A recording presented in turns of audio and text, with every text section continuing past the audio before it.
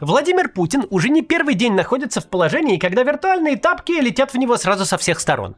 В одном политическом лагере его критикуют за то, что начал ненужную, бессмысленную войну, а в другом за то, что начал слишком поздно и победить уже 5-й год не может.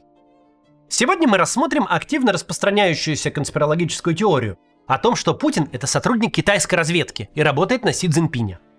Конспирологи пишут, Путин, мол, превращает Россию в сырьевой придаток Китая и всячески потворствует экспансии китайцев в Сибири и на Дальнем Востоке.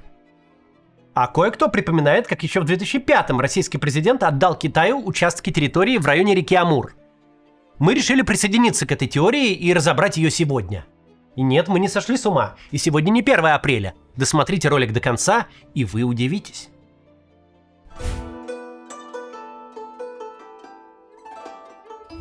Чтобы проверить теорию, давайте прикинем, что бы делал Путин, если бы правда находился на службе в китайской разведке. В первую очередь ему пришлось бы работать над тем, чтобы Россия была подчинена Китаю экономически. Не составляла ему конкуренцию, например, в сфере высоких технологий. Была зависима от китайских товаров, являлась поставщиком дешевых ресурсов. Так-то Россия страна с гигантским научно-техническим потенциалом, с образованным городским населением, с массой креативных, трудолюбивых и законопослушных граждан. В наследство от СССР нынешней России достались и технологии, и целые научно-производственные школы. Сдерживать развитие такой страны, тем более обратить его вспять, задача архисложная. Но выполнимая? Для этого нужно создать такую политическую систему, в которой никто не рискнет создавать предприятия с долгим сроком окупаемости. Представьте, вы хотите вкладывать деньги, силы и душу в высокотехнологичный бизнес, который окупится лет через 20, ну или 10 даже. Для этого вам обязательно нужны понятные правила игры, справедливое законодательство и предсказуемое правоприменение. Честный и независимый суд, в котором реально отстоять свои права и цивилизованным образом решать конфликты, как с государством, так и с конкурентами. Вам нужна полиция, которая нивелирует угрозы криминального характера, а не создает их сама. Вы должны быть защищены от политических преследований, а ваши сотрудники, в обучении и повышении квалификации которых могут быть вложены годы, не должны постоянно поглядывать в сторону зарубежных компаний. Для этого им нужно как минимум жить и работать в стране, где они чувствуют себя в безопасности. Где детей их не пытаются обучать черти чему, какую-нибудь туфту им в голову не вкладывают, где самих их не пугают всякими ужасами, что прямо на проходное предприятие повестку на войну вручат. То есть, чтобы подкосить российские высокотехнологичные отрасли, следовало бы нагородить как можно больше репрессивных законов с максимально размытыми формулировками, чтобы в безопасности себя вообще никто не чувствовал. Если же кто-то в стране вдруг адаптируется и таки найдет способ наладить работу, не нарушая никаких законов, тогда следует прибегнуть к демонстративному беззаконию. Предприниматели должны понимать, обращаться некуда, и никто им не поможет. Ни суд, ни полиция, ни прокуратура. Ну а работников можно очень много чем пугать. Например, сажать их за пожертвования в некоммерческие организации произвольно.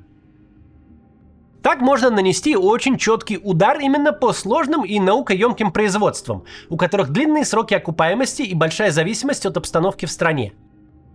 При этом добыча нефти и газа, заготовка древесины пострадают минимально. Это не те сферы, где ты инвестируешь сейчас, а прибыль получаешь лишь через 10 лет. Они не требуют каких-то очень умных работников или высокого уровня образования. Они могут существовать в условиях любой турбулентности. Нефтеперегонные установки работали даже в Чеченской республике Ичкерия, находившейся под властью боевиков. А рубить деревья умеют даже самые нищие страны Африки. А Китаю-то ровно это и нужно. Чтобы в России не было конкурентных высоких технологий, зато стабильно добывались и продавались ресурсы. Абсолютным же успехом станет ситуация, когда Китай будет главным покупателем этих ресурсов с правом диктовать закупочные цены. А этого не достичь, если не отрезать Россию от европейского рынка. Продажа российских ресурсов государствам Европы – это явление в мировой экономике, которое складывалось десятилетиями. Выросло поколение политиков, для которых торговые отношения между Россией и ЕС – это естественное положение дел. Нарушить эти отношения – все равно, что развернуть ход истории. Для такого поворота нужны сверхусилия. И тут, конечно, никак не обойтись без большой и затяжной войны. С колоссальными разрушениями и жертвами, с накачкой граждан ненавистью к Евросоюзу. Разве что такая война может перетряхнуть обычный миропорядок и привести к разрыву старых связей и сделать Россию от Китая зависимой. При реализации подобного сценария бонусом окажется зависимость не только от экспорта в Китай, но и от импорта из Китая.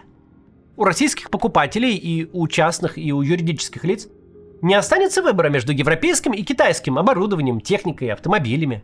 Придется покупать китайские.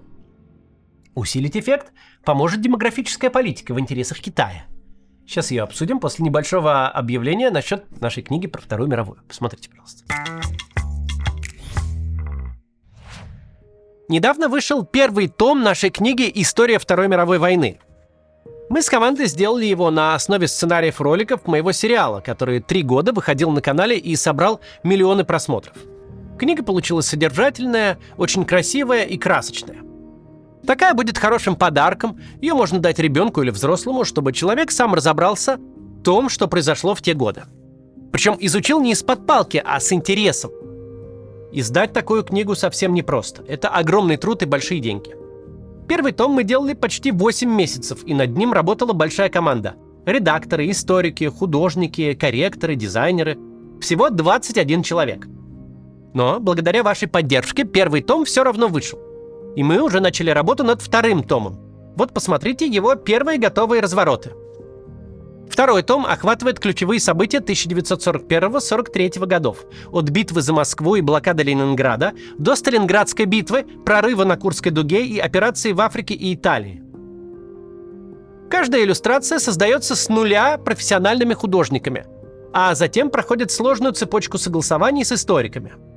Они проверяют достоверность каждой детали, от формы пуговиц на мундирах до маршрутов на картах. Мы уже вкладываем в работу и доходы от первого тома. Так бы и финансировали весь проект, если бы было это обычное время. Но сейчас продажами много не соберешь. Я не могу свободно продавать книгу в книжных магазинах России или через площадки вроде Озона. По сути, могу использовать для этого только свой канал. И чтобы продолжить работу над вторым томом, нам нужна ваша поддержка. Вы можете помочь любой суммой. Даже небольшое регулярное пожертвование на Бусти или Патреоне приближает нас к цели и дает возможность спланировать работу команды. За пожертвование от $100 или 4 пожертвования по 25 мы отправим вам книгу из первого тиража. А за $1000 ваше имя появится в списке меценатов в конце второго тома, и вы одним из первых получите экземпляр, подписанный мной. Также вы сможете написать короткую фразу, почему вы решили поддержать проект, и это будет в книге. Ссылка в описании. Выберите удобный для вас способ: Boosty, Patreon, PayPal или криптовалюта. Давайте продолжим вместе делать книгу, которая честно расскажет о Второй мировой войне, чтобы никто и никогда не захотел это повторить. И кто знает, может быть, однажды она станет школьным учебником в России. Продолжим. Мы тут обсуждали, как действовал бы Путин, будь он китайским агентом. Начали с экономики. Усилить этот эффект, достигнутый экономикой, поможет демографическая политика в интересах Китая. У стран с большим числом активных граждан есть большое преимущество – большой внутренний рынок. При достаточном числе покупателей внутри страны у целых отраслей растет рентабельность. Они могут развиваться и в меньшей степени зависеть от зарубежной торговли. А Китаю такого не надо. Ему нужно, чтобы Россия по дешевке поставляла полезные ископаемые и лес-кругляк, а сама закупала китайские товары. Если бы Владимир Путин был китайским агентом, как бы он сокращал число российских граждан? Задача эта не такая уж простая. Пусть Россия и прошла демографические переходы, все же ориентированность на семью с детьми по-прежнему остается социальной нормой для огромного числа граждан. Как настоящему агенту, Путину стоило для начала обзавестись прикрытием. Сделать вид, будто бы он сам 2 руками за то, чтобы россиян становилось больше. Изображать бурную деятельность, постоянно говорить о семейственности и многодетности, чтобы никому и в голову не пришло. На самом-то деле Путин – агент и работает на обратный результат. Под прикрытием агрессивной политики по улучшению демографии Путин, если бы он был китайским агентом, мог бы развернуть подрывную деятельность по 3 направлениям. Во-первых, препятствовать рождению новых россиян. Во-вторых, убивать тех, кто уже родился и достиг экономически активного возраста. А в-третьих, сокращать время активной жизни всех остальных. Пройдемся по всем 3 пунктам. В современном мире, за исключением самых бедных аграрных стран, рождение ребенка для семьи – это не то решение, которое заведомо окупится. Раньше, уже с 3 лет, ребенок мог ухаживать за животным в хлеву. 5 лет стать пастухом, а в 10 работать пахарем. Сейчас же родители обязаны обеспечивать детей, пока те не окончат школу. Более того, поддержка детей вплоть до окончания института стала социальной нормой в России. Поэтому для российских семей актуальны те же запросы, что и у предпринимателя, ориентированного на работу в долгую. Чтобы решиться завести ребенка, необходимо чувство защищенности, стабильности и предсказуемости. Если превратить жизнь граждан в постоянное хождение по минному полю, можно добиться впечатляющих успехов по сокращению рождаемости. Если бы во главе России был китайский шпион, он бы именно этим и занялся. Густонаселенный сосед Китаю не очень-то нужен. Однако рождаемость невозможно снизить до нуля. Какое-то воспроизводство населения существует в любой стране. Поэтому китайскому агенту пришлось бы нанести прицельный удар по критически важной категории россиян, по гражданам трудоспособного возраста. А как же это сделать? Нет более эффективного способа, чем война. Это возможность массово убивать и превращать в инвалидов тех, кто уже окончил школу, но еще не вышел на пенсию. Тех, кто мог бы создать семью, завести детей, но из-за войны никогда этого не сделает. Наконец, если бы во главе России был настоящий враг, он бы позаботился и о том, чтобы люди раньше старели и умирали. В таком случае было бы логично, во-первых, специально поработать над повышением уровня стресса у граждан. Во-вторых, врагу стоило бы заняться медициной. Например, под видом оптимизации развалить сложившиеся медицинские коллективы, парализовать работу оставшихся врачей, завалив их бумажной работой.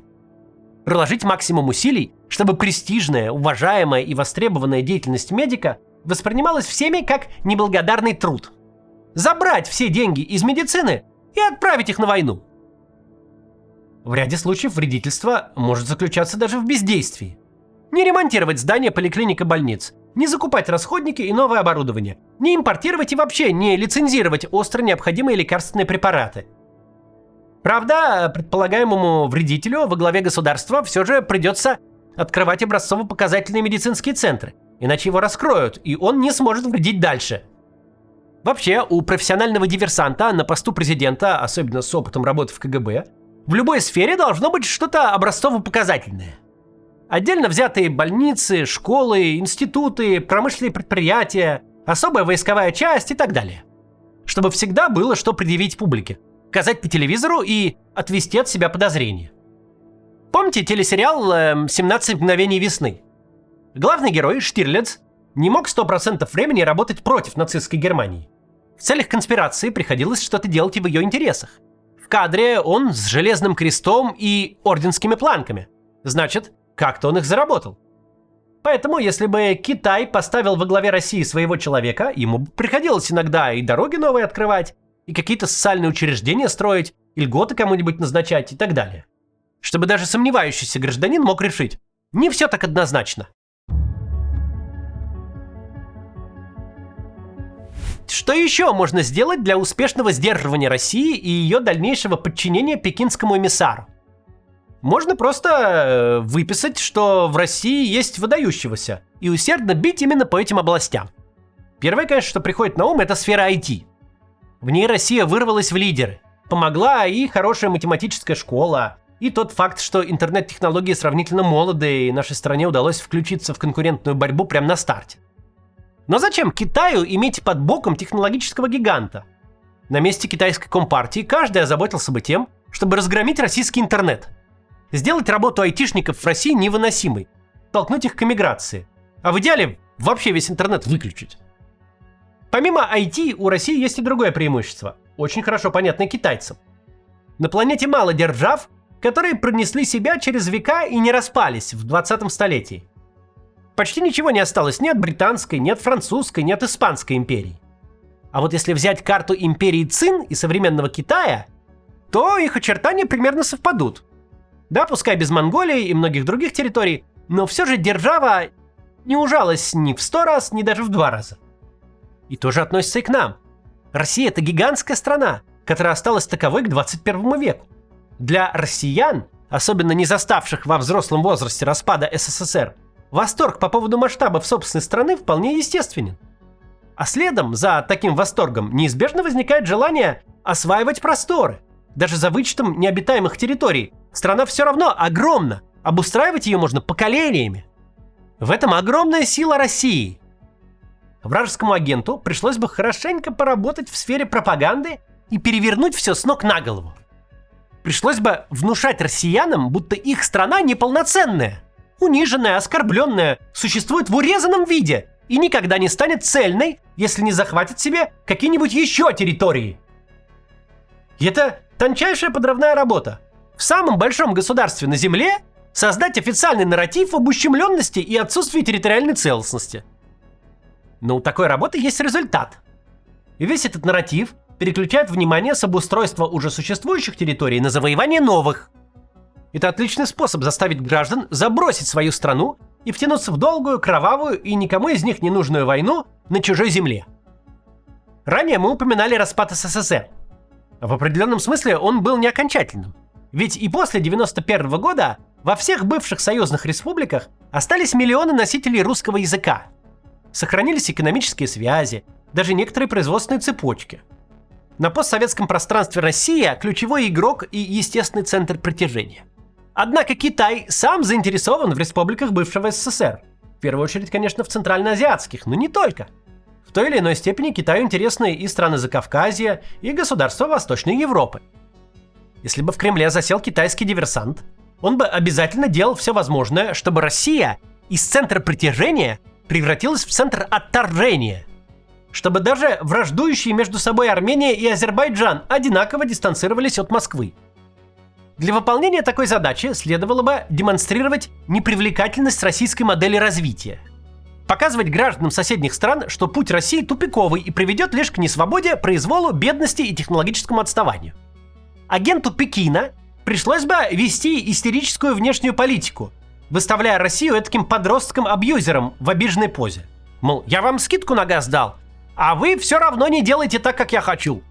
Что оттолкнуло бы от России всех. Китай умеет работать в долгую и разыгрывать длинные комбинации. Давайте предположим, что в соседней от России стране прошли выборы, где подавляющее большинство граждан проголосовали против президента-тирана, которого считают прокремлевским. Граждане эти массово вышли на улицы.